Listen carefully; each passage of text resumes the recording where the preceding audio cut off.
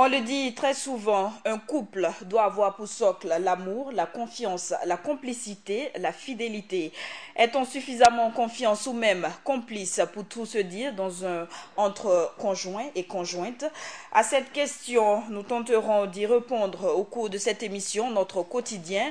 Le thème retenu étant donc vie de couple, doit-on ou peut-on tout dire à l'autre? Et pour débattre de ce thème très intéressant, je reçois sur ce plateau, comme à l'accoutumée, deux invités.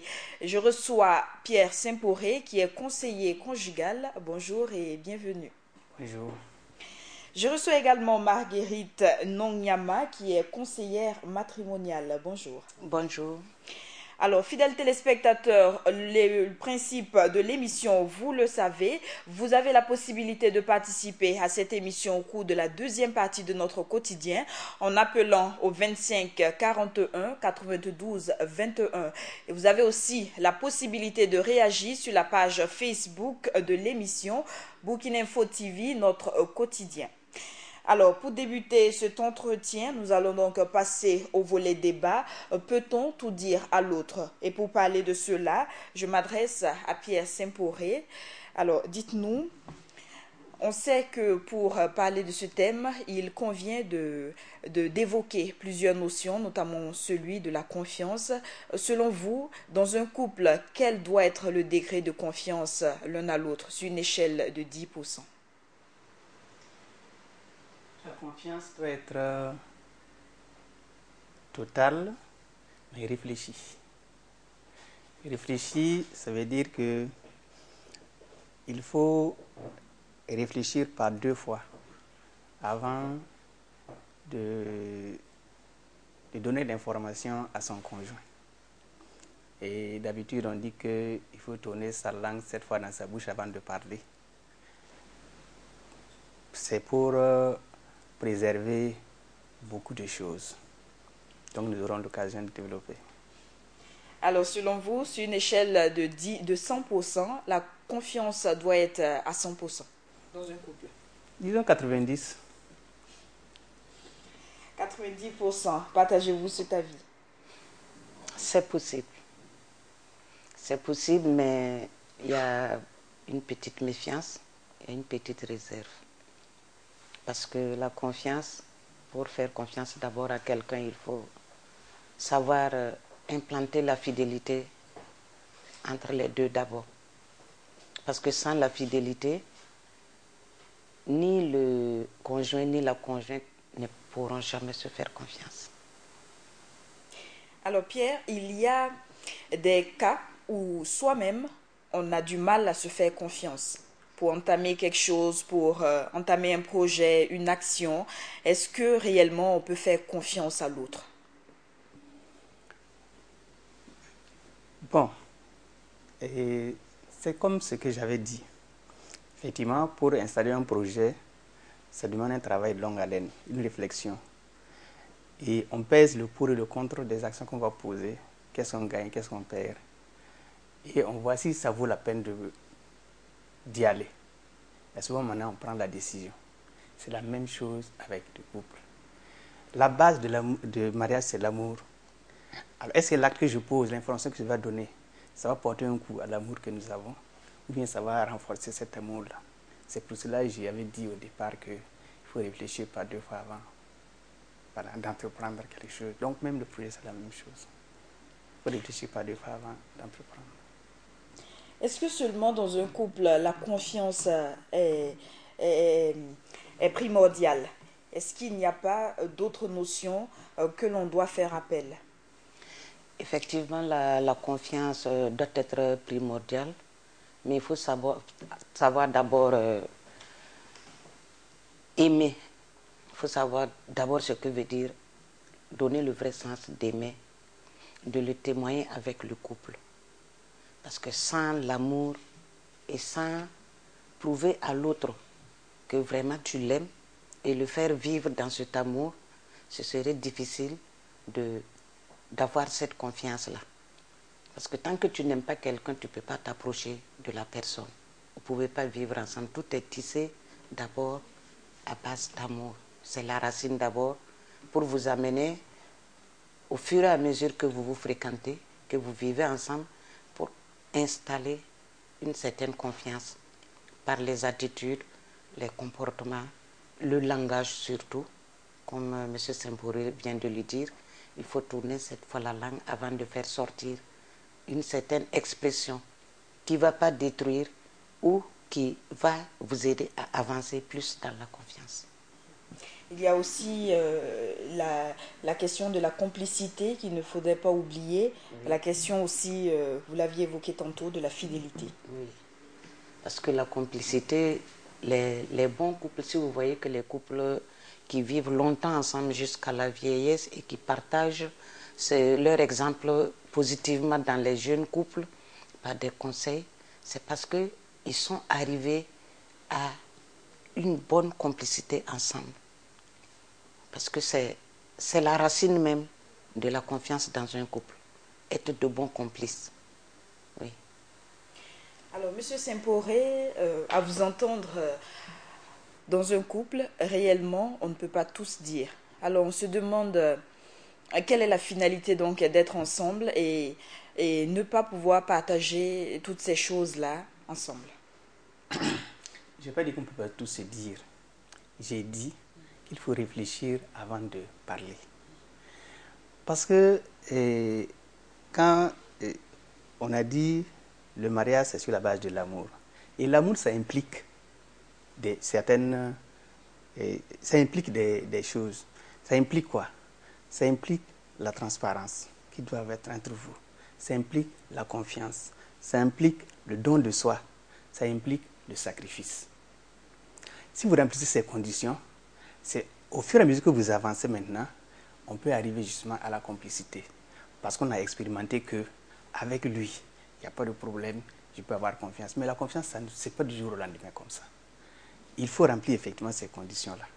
Et si on a la volonté effectivement de construire cet amour, on peut arriver à un stade où on se dit, mon premier confident, c'est mon mari.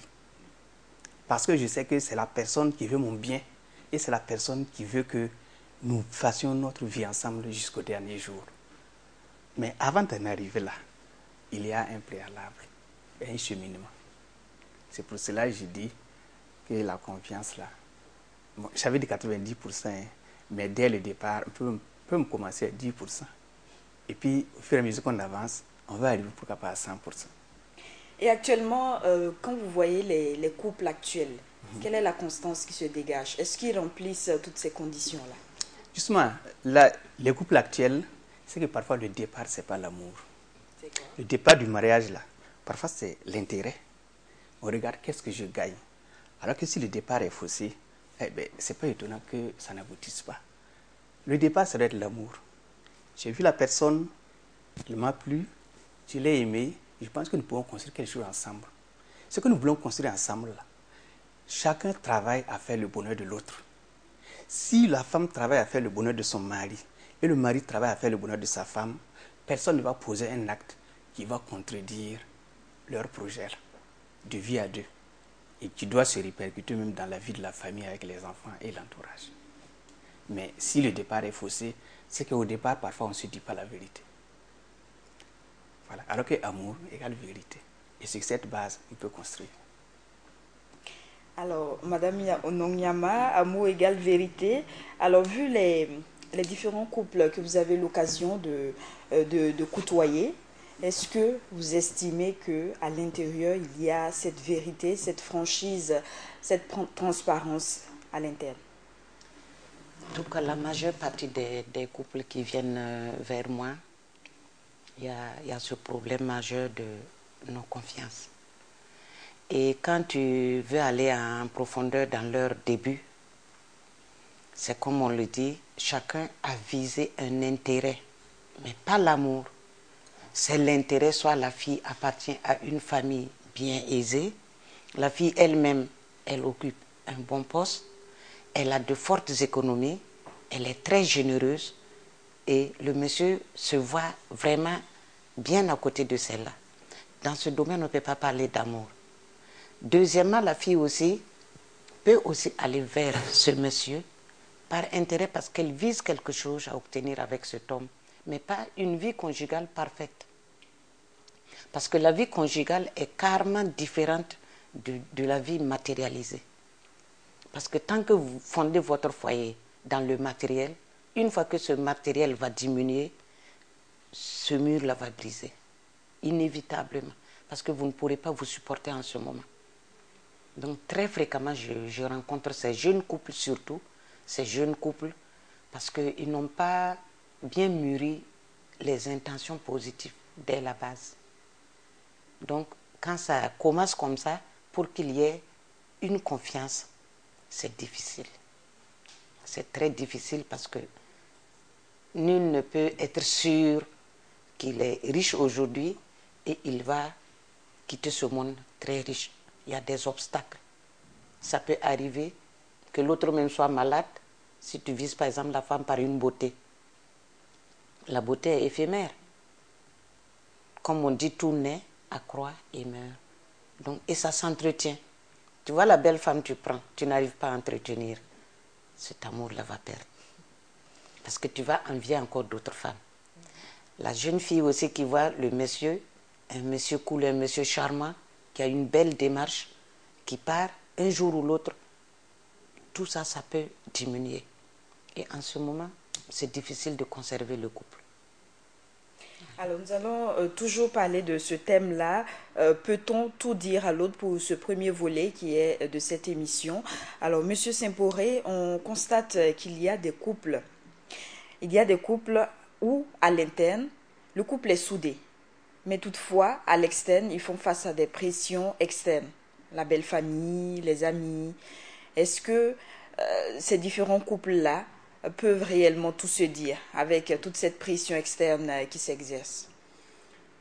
Et normalement, la pression externe, quand on se met ensemble, c'est pour être fort devant l'adversité. Et si vous vous aimez et vous avez un objectif commun, les pressions externes, en principe, ne doivent pas ébranler votre amour. Vous devez pouvoir faire face à Dieu, à la pression externe, aux difficultés qui se présentent à vous. Parce qu'effectivement, on rencontre, il y a certaines personnes qui se basent justement sur ces pressions externes-là pour se dédouaner. Ah, moi je veux, mais c'est que mes parents me battent, ils ont dit. C'est ça. Alors qu'au départ, quand vous vous engagez, les parents étaient autour de vous. Si les parents sont autour de vous et veulent de votre bien, ce n'est pas eux qui doivent être à l'origine de vos problèmes. Dans ce moment, vous pouvez leur demander. Mais pourtant, au départ, c'est vous qui étiez avec nous. Comment se fait-il que, est-ce que vous avez remarqué, en principe, s'ils sont avec vous, quand ils remarquent qu'il y a quelque chose qui ne va pas, en principe, s'ils veulent de votre bien, la première démarche, c'était vous aider à résoudre votre problème. Mais si c'est eux qui sont le problème, on peut se poser la question de savoir, est-ce que réellement ils étaient pour nous? Voilà. Donc, quand on se met ensemble, on fait face à l'adversité. Voilà. Partagez-vous cet avis, Madame Nongyema? Oui, je le partage entièrement, mais ce que je voudrais ajouter, c'est que, c'est comme on le dit, la vie du couple, bon, ça va un peu du sujet de ce matin. La vie du couple, même si au début ils sont avec vous, ils étaient avec vous, et même pendant le mariage, ils sont toujours avec vous, moi je ne pense pas que moindre problème du couple, il faut aller en parler aux familles. Il faut gérer ça d'abord dans le couple. Très souvent, si vous voyez que ces parents-là reviennent s'opposer deux fois, soit contre la femme, la belle-fille, ou bien le mari, c'est qu'il y a des sorties intimes du couple qui sont parties de ce côté. Et vous voyez, aucun papa ni aucune maman ne va jamais donner tort à son fils ou à sa fille. Et c'est ce qui vraiment empoisonne le couple qui vivait bien, qu'on avait accepté, et que présentement, on peut dire qu'il y a une sorte de méfiance qui s'installe dans leur vie conjugale. Alors, nous allons toujours évoluer sur la question des exemples. Il y a des couples où le conjoint a du mal à donner son salaire, pour un exemple, le salaire qu'il perçoit par mois à sa conjointe, de peur d'être suivi au pas dans ses différentes dépenses. Il y a également des couples où lorsqu'il y a des dérives, prenant le cas de l'infidélité, est-ce qu'une femme peut venir dire à son mari dans cet esprit d'ouverture, de transparence, j'ai été infidèle. Selon vous, est-ce que vous concevez cela? Bon, si on va d'abord avec le salaire, quand vous dites donner son salaire là, normalement, dans le couple, que ce soit l'homme, si c'est la femme qui travaille ou c'est l'homme, ou c'est les deux, chacun doit savoir au moins combien l'autre gagne. Savoir combien l'autre gagne, ça ne veut pas dire que il doit avoir l'autre doit être un peu esclave de. C'est-à-dire, il faut que la liberté avec laquelle vous êtes engagé là, la gestion du couple, toutes les dépenses, c'est toujours dans cette liberté-là que vous le faites dans le sens du bien. Alors, ça veut dire que il faut d'abord le dialogue. Vous dialoguez, vous arrêtez tout ensemble. Les dépenses du foyer là. Le foyer a un budget. Et on discute et on voit qu'est-ce que nous pouvons faire, qu'est-ce que nous ne pouvons pas faire. Et dans ce débat-là, vous allez dire, je sais que toi tu es un homme, tu as des amis, parfois vous prenez un pot, c'est normal aussi que tu aies quelque chose, de l'argent de poche. Toi tu es une femme, je sais que tu as des besoins, il y a la toilette, c'est normal que tu aies des besoins d'argent de poche. Mais pour notre foyer, qu'est-ce qu'il nous faut dans le mois là, pour vivre? Et vous arrêtez ensemble. Et même s'il y a des projets aussi, vous arrêtez les projets ensemble et vous les réalisez. Mais parfois ce dialogue manque, cette concertation manque. Alors si on vient maintenant à l'infidélité, quand je dis qu'il faut réfléchir par deux fois avant de parler là, c'est pas parce que quelqu'un vous a fait la cour que vous courez tout de suite à votre femme. Est-ce que vous avez accepté? Vous n'avez pas. C'est-à-dire, vous Et dans êtes... les cas où vous acceptez? Non, attendez. Vous n'avez pas accepté. Maintenant, si vous avez accepté, ça veut dire, ça c'est grave et c'est vous qui connaissez pourquoi vous avez accepté. Vous l'avez accepté parce que vous voulez de l'argent. Vous l'avez accepté parce que vous avez trouvé qu'il est mieux que votre mari. Vous avez accepté parce que vous regrettez le choix que vous avez fait. Vous avez accepté pour quelle raison? Il faut que vous répondiez à cette question d'abord à votre niveau. Si vous trouvez que vous avez tort et que vous avez besoin de vous amender, vous pouvez même arrêter la relation avant que votre mari ne sache. Mais s'il y a du harcèlement et que vous voyez que vous ne pouvez pas arrêter, vous pouvez en faire part, vous en parler effectivement à votre mari. Donc, il y a un cheminement à faire et puis ça dépend des raisons. C'est pour cela que j'ai dit, on trouve la langue dans sa bouche avant de parler. Mais d'office, il faut savoir que l'infidélité, ce n'est pas normal. Si vous avez choisi, vous avez choisi. Exactement. Voilà.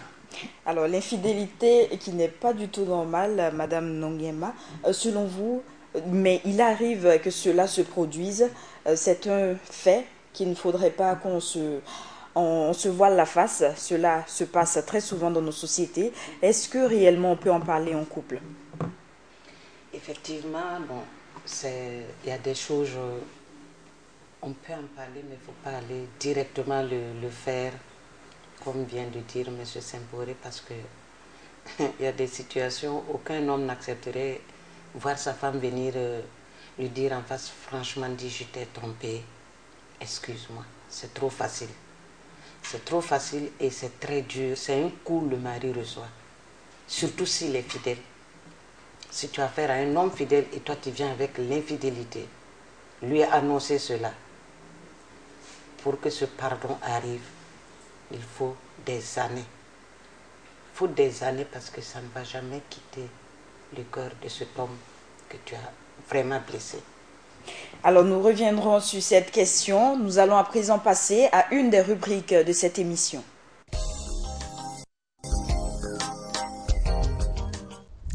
Là, ça dépend. Vraiment, ça dépend. Parce que si la compagnie, elle comprend et elle est issue d'une famille vraiment bien éduquée, et elle me comprend réellement, bon, je peux tout la dire, il n'y a pas de problème, je ne peux rien la cacher parce que c'est ma moitié. Mais si c'est vraiment, il y a des femmes vraiment insupportables, hein. C'est pas possible. Si tu essaies de les faire comprendre, tant, c'est bizarre. Par exemple, tu prends quelque chose de secret à toi-même, tu le confies. Essaie de me donner une solution. Elle va te donner une solution et en même temps connaître ton secret. Et quand une femme connaît ton secret, c'est comme si c'est fini pour toi, quoi. Elle se dit non, bon, un jour, si tu fais ça, je peux dévoiler ton secret et puis voilà. Paf. Et surtout quand tu dis, bon, je vais te laisser partir ou bien je vais prendre une autre femme, tu dis, voilà, c'est comme si c'est comme ça, il est comme ça, son secret c'est comme ça. Est-ce que vous comprenez? Bon, je suis marié depuis décembre 2008. Chez nous ici en Afrique, notre éducation ne nous permet pas de tout dire à la femme. Mais l'idéal serait quand même d'être toujours au même niveau d'information quand il s'agit de problèmes internes. Voilà, donc il y a certaines choses qu'il ne faut pas surtout dire même à l'épouse. Sinon, au niveau des salaires, moi je pense que le salaire pas du tout. Parce qu'au contraire, moi le salaire, il est connu dans mon foyer. Et ça m'arrange beaucoup d'ailleurs. Je suis mariée depuis 2008. Moi, je pense que dans une vie de couple, si on veut que l'autre nous fasse vraiment confiance, moi, je pense que on doit se dire des choses qu'on doit se dire. Mais on ne peut pas tout dire. Si tu sais qu'il y a des choses en disant, ça peut détruire ton couple, moi, je pense que ce n'est pas la peine de le faire. Mais il y a des choses, vraiment, on doit s'asseoir pour le dire, pour éclaircir certaines choses. Moi, je pense pour la vie vraiment du couple. Je pense que, bon, on doit pas tout dire, mais il y a des choses quand même qu'on peut dire.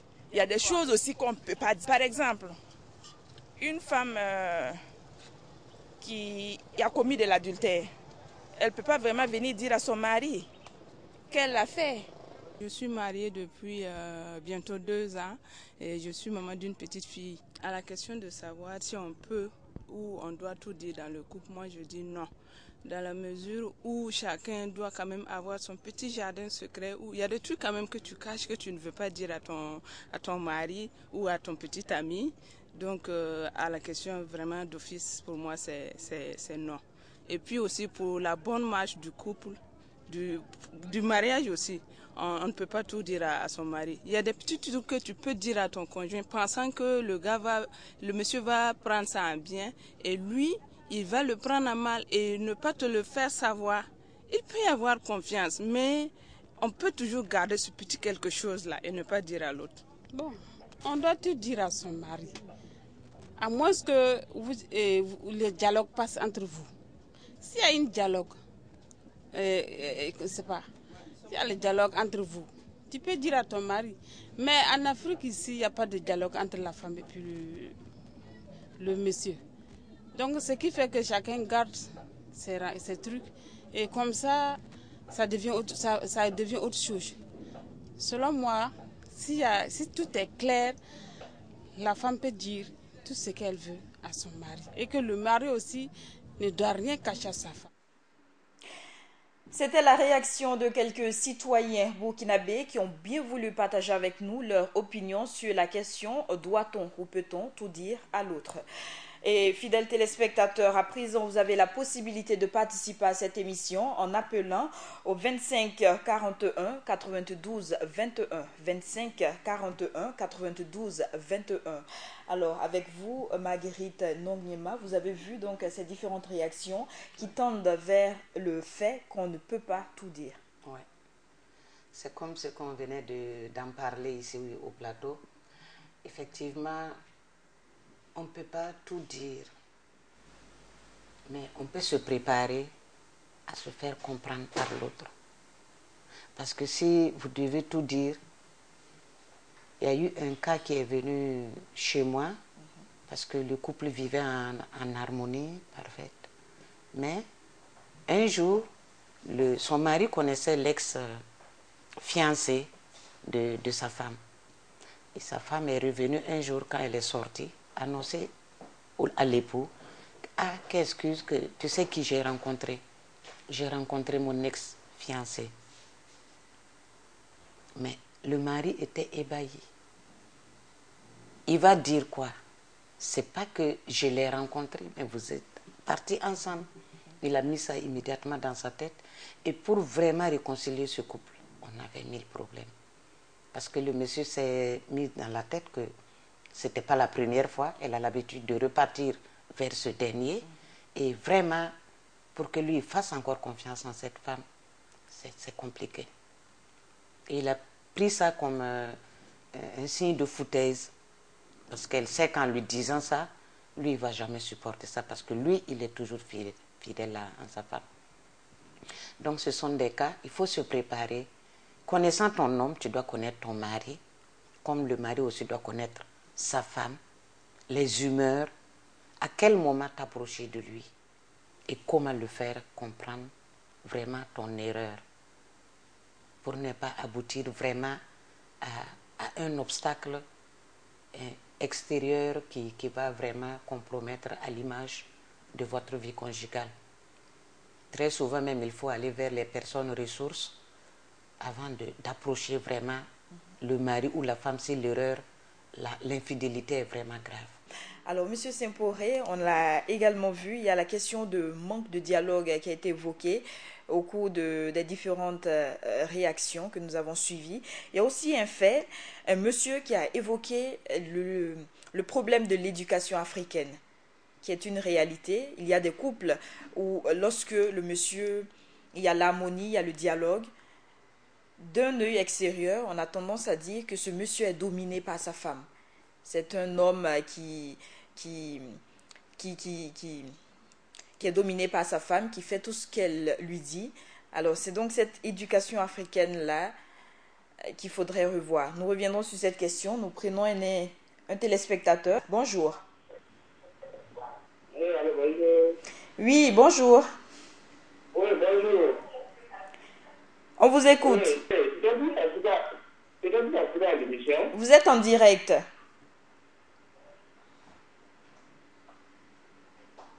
Oui, allô? Est-ce que vous nous entendez? Oui, voilà, c'était la question de doit-on tout dire à sa femme là? Oui. Voilà, je vous entends un peu servir. Mais nous vous entendons parler. Oui, c'est pour dire que dans le couple, dès que vous êtes clair entre vous là, logiquement, il ne devrait pas avoir un tabou. Voilà, tout ce que tu as envie de dire à ton conjoint ou à ta conjointe, toutefois que la l'ouverture là devrait quand même être capable de tout dire. Il ne doit pas avoir des jeunes hommes pour casser certains secrets, avoir une petite armoire pour casser certaines choses et puis clarifier certaines choses. Tout doit se dire ouvertement sans vraiment gêne. Voilà. Ce qu'il faut est la clarté en tout cas entre les deux conjoints là, je pense que tout est bizarre. Il n'y a rien à se casser. Voilà. Merci pour cette réaction. Alors, M. Simporé, je reviens donc à cette question de l'éducation africaine. Et il faut se dire que maintenant, il n'y a plus d'éducation africaine. Et le Lalé Navet disait que quand un caïman suit un cours d'eau et que le cours d'eau change de direction, il faut qu'il suive cette direction-là, sinon il va se retrouver hors de l'eau. Ça veut dire que dans le temps, on donnait même la femme en mariage. On lui donnait, tu l'aimes pas, on ne demande pas ton avis, on te donne. Maintenant, ça a changé. C'est lui qui va chercher. Et les parents même sont d'accord, tout le monde est d'accord avec ce principe. Donc ça veut dire que l'éducation africaine, là, ça a évolué aussi. Est-ce qu'elle a réellement évolué? Justement, c'est quand on se trompe justement d'époque, quand on se trompe de comment dirais-je, et présentement là, si on se trompe de façon de faire et d'époque, c'est là où on a des problèmes. C'est ce que j'ai dit. Effectivement, l'éducation africaine, on donne la femme d'abord au mari. On ne demande pas son avis. Et quand on met l'enfant au monde, mais l'enfant c'est l'enfant de tout le monde. Et chacun a le droit, s'il voit que l'enfant se comporte mal, chacun a le droit de le corriger. Parce que c'est l'enfant de toute la famille. Aujourd'hui, ce n'est pas la même chose. La femme, on ne le donne pas en mariage. Le mari, on ne l'impose pas une femme. L'enfant qu'on met au monde, mais regardez à côté, vous avez des enfants, des gens qui ont leurs enfants à qui on ne peut rien dire. Il a beau commettre des gaffes, même quand vous prenez les établissements là. Parfois vous convoquez le père, vous demandez si c'est les parents, vous demandez si c'est les parents ou bien l'enfant qui va le mieux. Et il y en a qui défendent ce qu'il ne faut même pas défendre. Alors donc, ça a changé. Maintenant, dans le couple, et ce principe-là, ça accroît la responsabilité du couple. Parce qu'avant, tu pouvais ne pas être là, on va s'occuper de ton enfant à ton absence. Mais présentement, c'est vous, librement, qui avez choisi. Et cette liberté a un prix. Ça veut dire, à partir du moment où vous avez constitué votre foyer librement, là, vous avez fait vos enfants librement par amour, là, la responsabilité vous incombe en premier lieu. D'où l'importance du dialogue, comme les autres avaient parlé. Alors, Monsieur Simporé, nous allons revenir sur cette question. Et nous sommes en direct avec un téléspectateur. Bonjour. Bonjour, madame. Oui, nous vous écoutons. Oui, c'est pour participer à l'émission. Vous êtes en direct. Oui, moi, je voudrais donner mon avis là-dessus. Oui. Oui, moi, je dis qu'on ne peut pas tout dire en couple. Il y a des secrets là que le couple ne fait pas partie. Donc, les filles à l'autre partenaire, ça n'a pas de sens. Comme quel secret? Oui, comme entre moi et ma mère, mon père et puis mes frères, il y a des petits secrets que je ne sais pas en quoi je vais dire à ma femme. En fait, il y a des petits trucs qu'on ne peut pas dire à la femme. Elle n'est pas concernée. Ouais, c'est ce que moi je voulais proposer. Merci. Alors, je reviens à ce dont nous parlions à l'instant. Il y a pourtant des communautés qui sont très conservatrices. Il est vrai que les choses ont changé depuis un certain nombre d'années, mais il y a des sociétés qui sont conservatrices et qui sont regardant sur les problèmes de couple. Je ne voudrais pas citer de société, mais de communauté, mais il y en a. Et il y a aussi ces exemples-là où lorsque le monsieur, il y a beaucoup de dialogue, on dit le monsieur, il est dominé par sa femme ou vice-versa. Oui, effectivement, on n'a pas les mêmes repères, comme on dit. Parce que vous qui avez choisi effectivement votre famille, vous voulez construire quelque chose ensemble, vous devez vous concerter. Mais vos parents ne savent pas ça, ils n'ont pas vécu cette situation-là. Et en référence à leur éducation qu'ils ont eue et à leur époque, pour eux, quand tu écoutes ta femme, si vous vous asseyez même vous causez ensemble, c'est que toi tu ne vaux rien. Voilà, c'est qu'ils se laissent dominer. Mais, progressivement, vous savez, les sociétés ne sont plus fermées. Bon, dans le temps, tu es dans la société, effectivement, on t'amène même un de ta société, de ton clan, vous mariez, vous avez la même façon de voir les choses. Mais supposons que vous soyez par exemple du sud-ouest, vous allez prendre une femme de l'est. Alors, nous allons en Côte d'Ivoire où un téléspectateur est en ligne actuellement. Bonjour.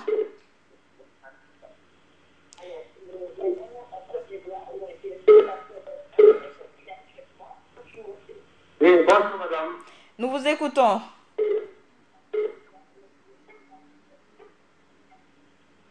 Bonjour madame. On vous écoute. Votre réaction? Oui, c'est pour participer à l'émission. Oui.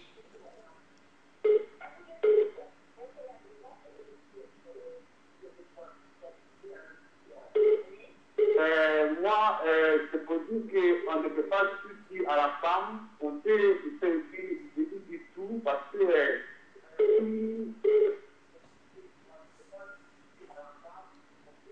Alors, on va vous demander de vous éloigner du poste téléviseur. ça dépend aussi des femmes parce que les femmes, quand je leur dis tout, je veux m'éloigner. Alors, nous allons revenir donc avec ce téléspectateur au cours de cette émission. Ça dépend de la femme parce qu'il y a des femmes, quand tu vas... Décidément, Monsieur Simporé, nous allons donc poursuivre toujours sur cette question. Voilà. Plutôt, Madame Nonguema va réagir. J'ai l'impression qu'elle veut bien réagir sur cette question d'éducation africaine. Voilà. Effectivement, bon, il faut suivre le cours d'eau comme on a l'adage de le dire. Nos parents, c'est pas qu'ils ne respectaient pas nos mamans, mais il y avait cette frontière entre le papa et la maman. Quel qu'en soit l'amour que le papa a pour sa conjointe, les voir assises ensemble, en train de causer, à deux, c'était mal vu. La société africaine passée ne supportait pas cela. Mais tout a changé.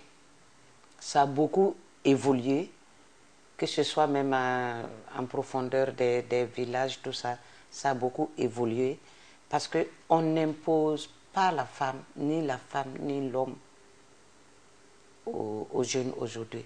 Chacun va faire son choix, il présente à la famille et la famille les accompagne maintenant dans leur union. Donc, c'est le monsieur et la femme qui vont tisser ce lien-là, cette ficelle de lien entre eux, leur vie de couple-là, pour pouvoir la sauvegarder et suivre le cours de la vie actuelle pour quand même éviter cette attaque de la vie passée. Je pense qu'il y a eu beaucoup de changements. Il y a eu beaucoup de changements parce que avant même quand il y avait une réunion de famille, tout ça, c'est la famille du monsieur qui décidait s'il faut garder la femme ou pas. La femme même n'assiste pas aux réunions. On l'informait ce que la famille a décidé. Donc vraiment, c'était très rigoureux en ce moment. Mais tout a beaucoup changé. Tout a changé et les frontières sont liées, étroitement liées. Tu peux aller prendre une femme d'une autre nation comme d'une autre ethnie. Nous sommes des Burkinabés, mais ça se comprend, tout dépend de vous. Le problème, c'est du monsieur à toi et dans le mariage. Le début, comment vous avez tissé cet amour, qu'est-ce que vous devez faire? C'est un projet. C'est un grand projet à vie, donc c'est un truc à ne pas négliger. Il faut aller doucement, mais sûrement, sachant avec qui tu veux construire cette vie-là. Sinon, ça a beaucoup changé. Ça a beaucoup changé. Il y a des couples qui dialoguent facilement, on dirait frères et sœurs. Ça va. Et il y a des couples aussi. Bon, c'est comme ça dépend de l'éducation aussi. Il y a des femmes et il y a des hommes aussi qui n'arrivent pas, qui ne sont pas ouverts. Ils se verront mal gênés de dire à mon mari, vraiment, voilà, chez nous, là, on fait ça, on fait ça. Comme le jeune venait de dire, chacun a son armoire avec son petit secret. Mais je pense que tout ça, ça freine un peu la confiance dans le couple. Sinon, ça a évolué. Ça a évolué, ça a beaucoup changé. D'accord. Alors, la question, le sujet, pour revenir au thème de cette émission, qui est vie de couple, doit-on ou peut-on tout dire à l'autre? Nous avons évoqué le volet peut-on tout dire à l'autre. Maintenant, parlons de ce volet, doit-on tout dire à l'autre? Alors, avant de revenir à cela, nous allons prendre un téléspectateur qui est en ligne. Bonjour. Oui, bonjour madame. On vous écoute. Bon, je crois plutôt que l'homme ne doit pas tout dire à sa femme, mais il faut savoir aussi que la femme n'a pas de vie privée. Sa vie privée, c'est l'homme. Et que, bon, l'homme, par rapport à ses propres affaires, il est tout le temps en ville, il ne peut pas tout partager. Mais la femme, en étant dans son foyer, fait que l'homme, par exemple, même d'autres activités, ou bien il a d'autres, par exemple, comment est-ce qu'on appelle ça, il fait partie de beaucoup de sociétés. En tout cas, je ne sais pas, mais ce qui est sûr, elle pressent ça, mais elle ne peut pas, par exemple, s'intégrer dedans. Parce qu'à la dernière minute, c'est la femme carrément même qui sauve l'homme. Mais l'homme ne peut pas dire à sa femme, bon, voilà, je fais partie d'une société secrète. Non. Alors, téléspectateurs, que faites-vous de la transparence et de la confiance qui doit exister dans le couple? Bon, il y a un écho de votre côté là, je ne vous entends pas très bien. Que faites-vous de la confiance et de la transparence qui doit exister dans le couple?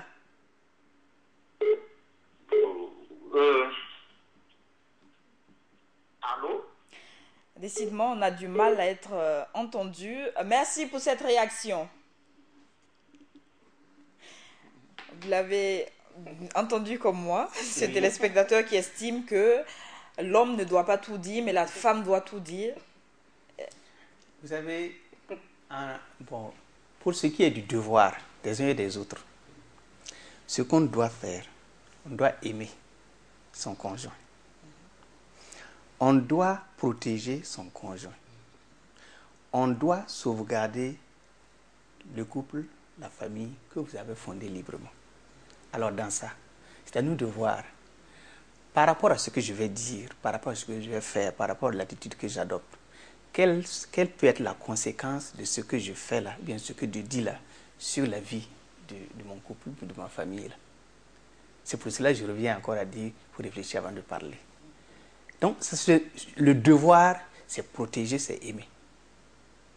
Maintenant, est-ce que ce que je dis là, ça montre que j'aime ma famille? Est-ce que ce que je dis là, est-ce que ça contribue à protéger mon couple là, ma famille que j'ai fondée? Est-ce que ce que je dis là, ça contribue à sauvegarder l'harmonie dans mon couple? Donc c'est comme ça qu'on voit la chose là, il faut concevoir la chose. Donc le devoir, c'est ça. Aimer, protéger, sauvegarder, construire une vie harmonieuse pour nous et pour nos enfants. Et puis si vous permettez, je vais ajouter, on s'adresse surtout aux jeunes. Hein? Oui. Parce que ce qui se faisait avant là, tout le monde a compris, même les vieux ont compris que ça a évolué. Oui. Donc c'est à nous de dire, si vous voulez vivre avec votre femme, comment vous devez faire?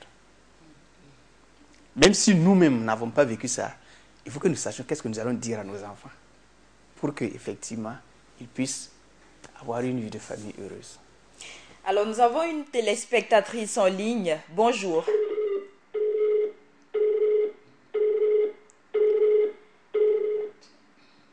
Téléspectatrice qui est partie et que nous espérons va nous rappeler au cours de cette émission.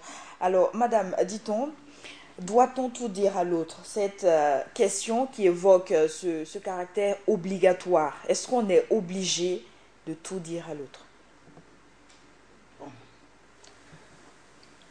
Avant d'être obligé, il faut savoir d'abord ce que tu dois dire. Il faut le reconnaître, il faut savoir d'abord ce que tu dois dire. Parce que vous savez, la parole, c'est comme un vent. Quand ça sort pour que ça rentre, c'est un problème. Vous ne pouvez plus rattraper cela. C'est pour cela qu'il faut mûrir intensément ce que tu dois dire avant de dire.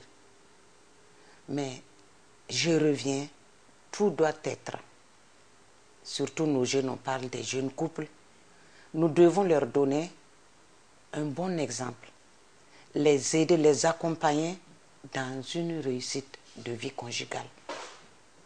Les enseigner comment faire pour éviter le mutisme dans le couple, comment faire pour sauvegarder, récupérer un mariage qui est en voie de dislocation, les accompagner à être sincères l'un envers l'autre et surtout les faire comprendre le sens du vrai amour. Parce que aimer et aimer, c'est différent. Parce que je pense que dans la vie du couple, l'amour de ce côté s'accompagne au choix. Parce que tu as aimé et tu as choisi. Ce n'est pas la même chose qu'un amour simple, amical, comme nous le vivons. Donc, sincèrement dit, il faut l'amour. Après ça, la fidélité, la sincérité et surtout l'entretien. Parce que l'amour s'entretient. C'est comme un arbre que tu as planté. Si tu l'entretiens mal, l'arbre mourra un jour. Si tu l'entretiens bien, tu y mangeras les fruits qui seront nos enfants bénis et avec une sagesse, surtout la sagesse, c'est obligé dans un couple. Alors nous reviendrons sur cette question de l'amour s'entretient. Comment est-ce qu'on entretient l'amour? Nous allons en parler. Et à présent, nous allons passer à une autre rubrique de cette émission qui est la réaction des internautes. Réaction au sein des internautes sur la page Facebook de l'émission Burkina Info TV, notre quotidien. Et parmi ces différentes réactions, nous avons retenu quelques-unes. Il y a Aïcha Tiendrebergo qui pense que pour la confiance mutuelle, il est important de tout se dire. Un autre internaute, Harris Kiss, se pose la question de la finalité de tout dire à l'autre. Pour lui, quel que soit l'objectif envisagé, il est vain et périlleux de tout se dire car le mensonge qui s'invitera à votre dîner au quotidien. Alors c'est donc ces deux réactions que nous avons retenues pour cette émission dont le thème « Vie de couple, peut-on ou doit-on tout dire à l'autre ?» Je reviens sur cette question d'entretien de l'amour. Comment est-ce qu'on entretient l'amour? Ok, c'est comme madame a dit, que l'amour, c'est comme un arbre. C'est comme une fleur, je dirais. Oui. Si vous l'arrosez, elle s'épanouit. Si vous oubliez de l'arroser, elle se fane. L'entretien de l'amour, Premièrement, parfois ce que j'ai l'habitude de dire que les femmes négligent, c'est soigner son apparence pour son homme, pour sa femme. C'est-à-dire faire de telle sorte que quand vous êtes ensemble, là, on dise « Ah, vraiment, ils ont la joie de vivre ». Parce que quand vous sortez, vous êtes mal habillé ou bien il y a quelque chose qui manque. Si on fait la remarque, ça veut dire que celui avec qui tu étais à la maison n'a pas fait attention à ça. Alors qu'en principe, il doit faire attention. Alors, nous allons... Ensuite. Oui. Avant d'aborder ce volet, nous allons recevoir un téléspectateur qui est actuellement en ligne.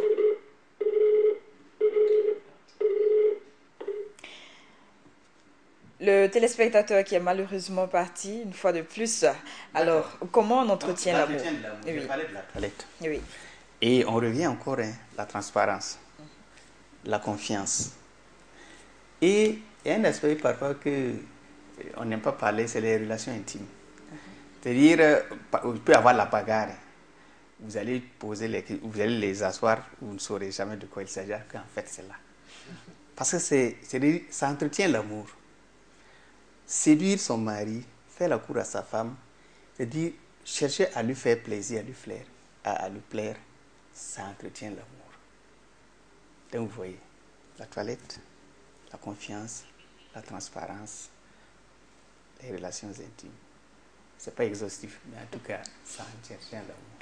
Un autre téléspectateur qui est en ligne, on l'espère la voir cette fois-ci. Bonjour. Bonjour, monsieur. Bonjour, plutôt madame. Oui, on vous écoute. Bien, moi je voulais en tout cas revenir un peu sur le côté où on parle d'entendre tous ces discours-là. Oui. Ça peut dire que ça revient à la même chose que quand on parle de comment entretenir l'amour. Voilà. Parce que en se disant certaines choses, ça peut contribuer à consolider l'amour. Mais cela ne veut pas dire qu'on doit tout se dire. Parce qu'il y a de ces choses, c'est quand vous dites, bon, ça peut aussi dégénérer certaines choses. Quelles choses? Donc, il faut cibler. Bon, il y a certaines, en tout cas, choses, bon, que je ne sais pas comment expliciter ça comme ça. Mais il faut qu'on évite souvent, en tout cas, de dire certaines choses. Bon, mais du côté de l'homme et de la femme, on peut dire que la personne qui doit être plus ouverte, alors c'est la femme. Il doit dire beaucoup de choses. Voilà, faire à son niveau peut en tout cas avoir certaines réserves. Voilà. Mais cela ne veut pas dire que l'homme ne doit pas dire des choses à sa femme. Voilà, parce qu'il faut tout dire pour pouvoir se comprendre. Voilà, vous trouvez un terrain d'entente et quand vous dites beaucoup de choses, alors tout de suite, votre amour aussi peut s'agrandir. Merci. Voilà, c'est ce que moi je voulais dire en tout cas concernant cela. Merci pour cette réaction. De l'édition. Merci beaucoup. Voilà, merci bien. Alors, Madame Nonyema qui difficilement a du mal à avoir son souffle.